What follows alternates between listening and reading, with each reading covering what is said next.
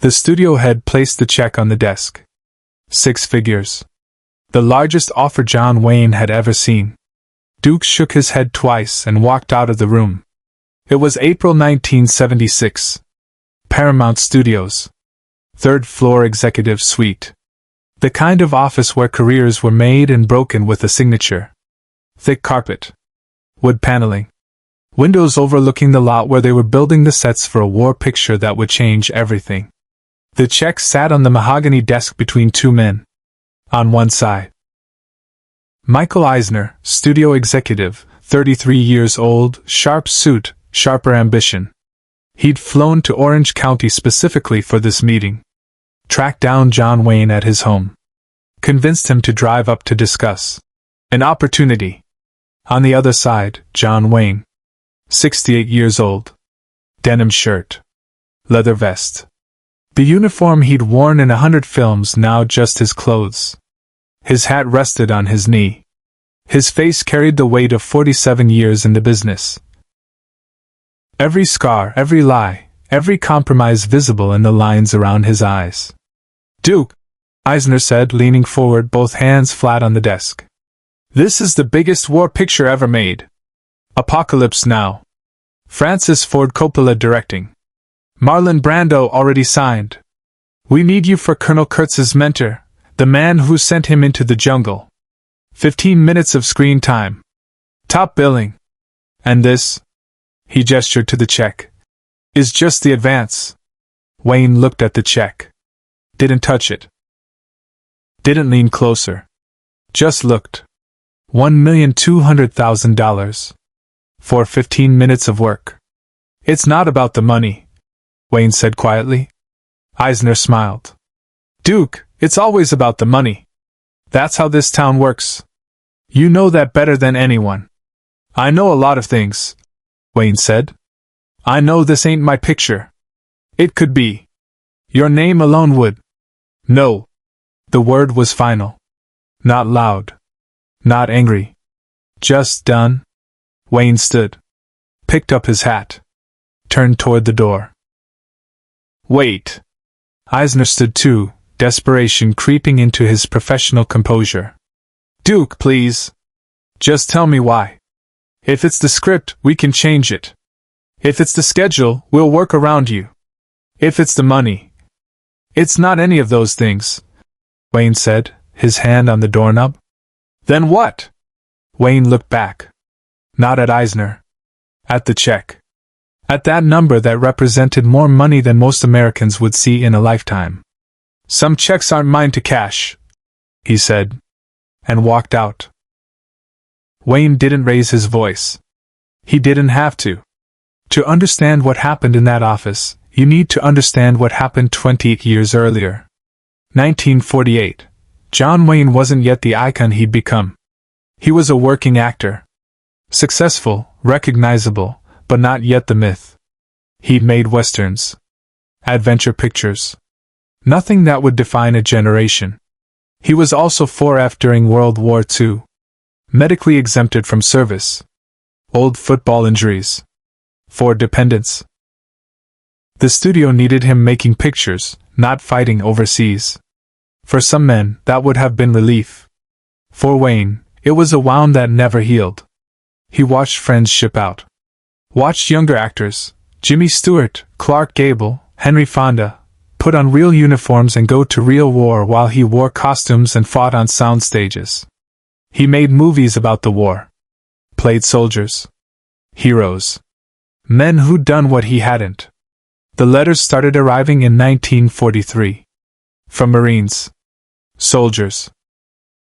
Sailors who'd seen his pictures in camp before deployment. They wrote to say his films gave them something. A reminder of home, a laugh before combat, a reason to believe America was worth fighting for. Wayne kept every letter. Hundreds of them. In a wooden box in his study. He never spoke about them publicly. But he read them. Late at night. After the parties. After the premieres. He read letters from boys who'd never come home, written by hands that no longer existed. One letter stayed with him more than the others. Private Daniel Morrison. 22 years old. Marine Corps.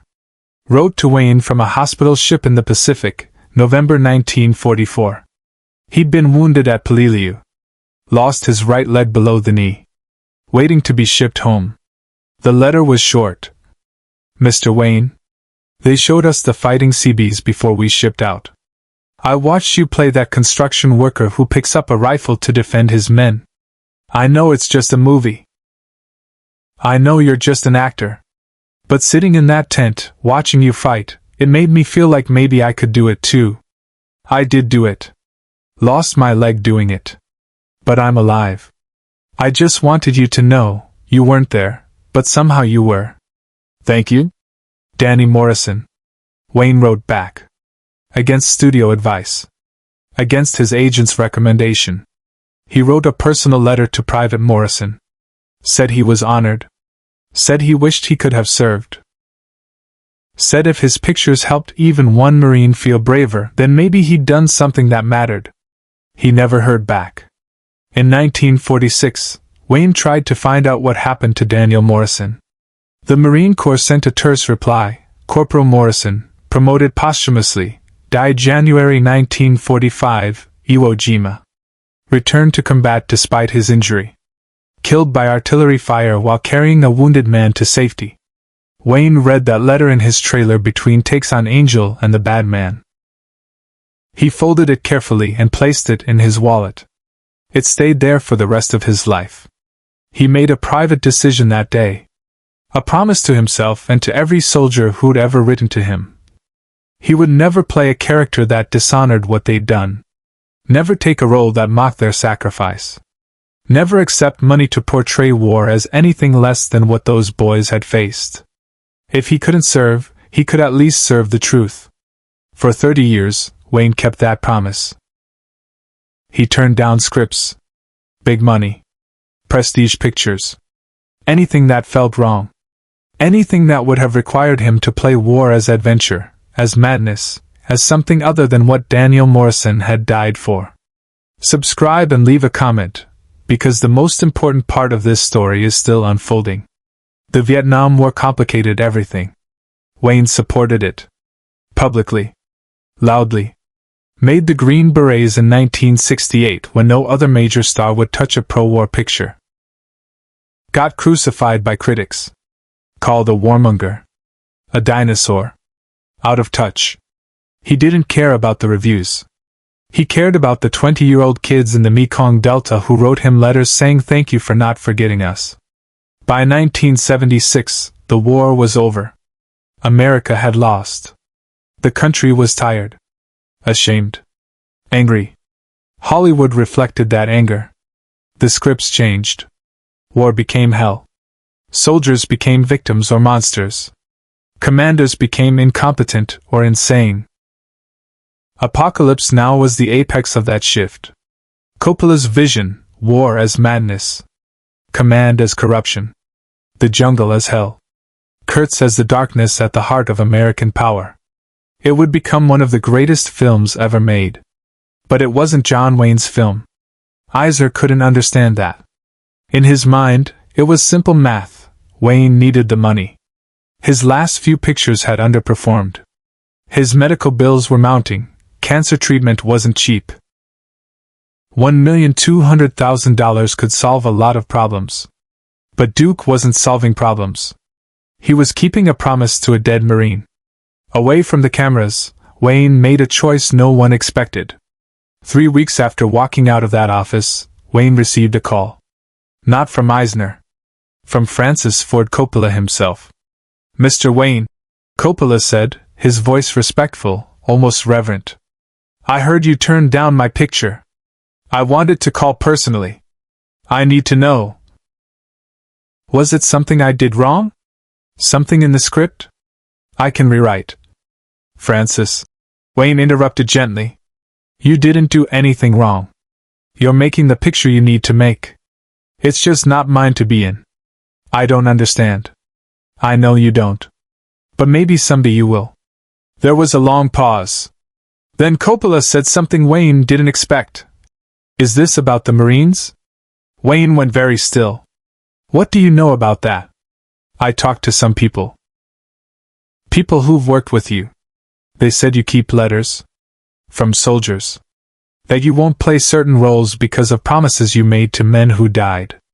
They talk too much, Wayne said quietly. Mr. Wayne.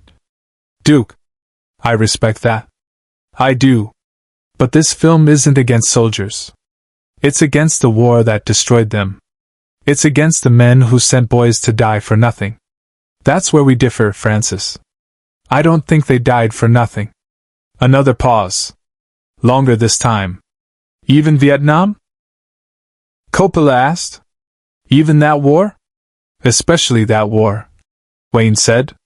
Because if we say those boys died for nothing, then we've killed them twice. Once in the jungle. Once when we came home. Coppola was quiet for a long time. When he spoke again, his voice was different. Softer. I wish I could see it that way. I know you do, son.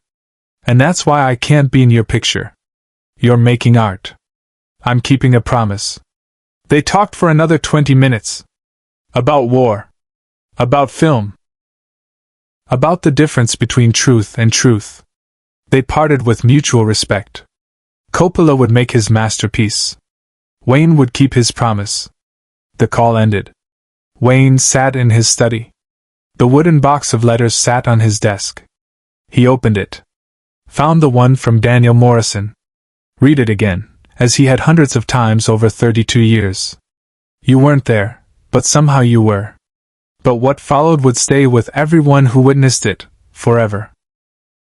Wayne never spoke publicly about why he turned down Apocalypse Now. When reporters asked, he said simply, "Wasn't right for me." The press speculated. Too old. Too sick. Creative differences. Nobody guessed the real reason.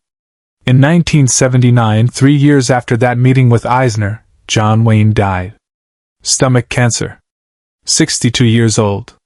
His last film, The Shootist, had been about an old gunfighter dying of cancer, choosing how to face his end with dignity. Art imitating life, imitating art. Among his personal effects, his family found the wallet he'd carried for 33 years. Inside, Daniel Morrison's letter. Folded so many times the creases had worn through. The ink faded but still readable. His son Ethan held the letter carefully. "He never told us about this," he said quietly. Wayne's widow, Pilar, touched the worn paper. "He didn't have to tell us. He lived it." They donated the letter to the National Marine Corps Museum in Quantico, Virginia. It sits there today in a simple frame. No explanation. Just the letter. And beneath it, a small placard. Carried by John Wayne, 1946 to 1979. Share and subscribe. Some stories deserve to be remembered. Every year, Marines visit that museum. They stand in front of that letter. Some of them cry. Not because John Wayne was in their war, but because he never forgot theirs. The check from Paramount, $1,200,000, was the highest salary offer Wayne ever refused. It represented a fortune he needed. Medical bills were draining his savings. His production company was struggling. His children would have benefited enormously. But Duke never regretted walking away. In his final interview, just months before his death, a young reporter asked him about his career regrets. Wayne thought for a long moment, that familiar pause where he seemed to be looking at something far beyond the room. "I regret every role I took that didn't honor the boys," he said finally. "And I don't regret a single one I turned down for the same reason. Even when it cost you?" the reporter pressed.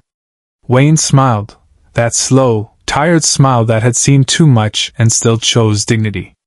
"Son, there's things worth more than money. A promise to a dead Marine is one of them." The reporter didn't understand. Most people didn't. But somewhere in America, aging veterans understood. The ones who'd written to him from foxholes and hospital beds. The ones who'd survived when Danny Morrison hadn't.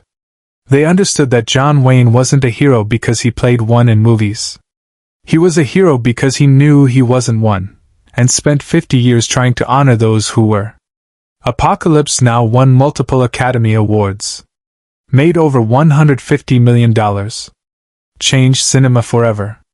It was a masterpiece. But John Wayne kept his promise. And in a wooden box in Quantico, Virginia, a faded letter still testifies that some things matter more than the biggest check Hollywood can write. That integrity isn't loud. It's the quiet sound of a man saying no and walking away. That's the Duke most people never knew. But the Marines knew. They always knew.